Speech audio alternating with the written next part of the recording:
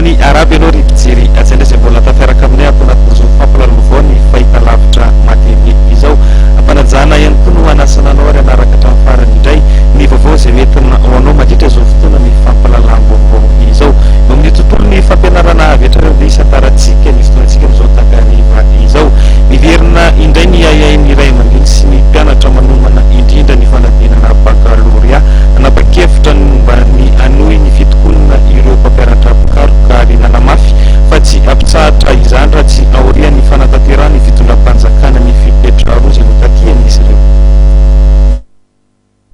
Haniny etsika fitakina raha mpianatra pikaroka mandra-patateraka ny fitakina dia ny fanaovany ireo minisitra rotota ny minisitra fampianarana ambony sy ny minisitra fitetanam-bola sy ny teti-bola somi ny taratasy fanomezana antoka sy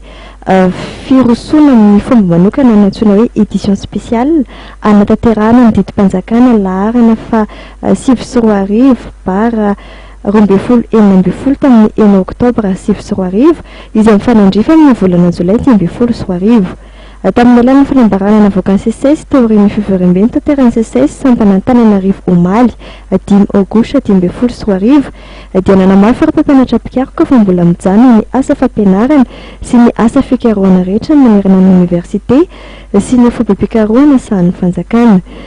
Araka izany dia nanamafy izy ireo fa tsy tompony antoka amin'izay mety tsy fahalavoriary ny fanadina baccalauréat ny taona 2024 ity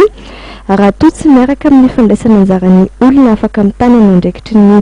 président de jury ny fanatanterahana izany baccalauréat izany. Ankoatra io dia hitarika amin'ny taona fotsy izay midika fa tsy misy fandraisana mpianatra vaovao afaka baccalauréat eny amin'ny ambaratonga ambony amin'ny taom-pianarana 2024 eny amin'ny 2024 izany tranga izany. Afantatra moa fa efa mitaona eny amin'ny université n'Antananarivo anatanteraka sy tiana ireo mpampianatra pikaroka raha pitso.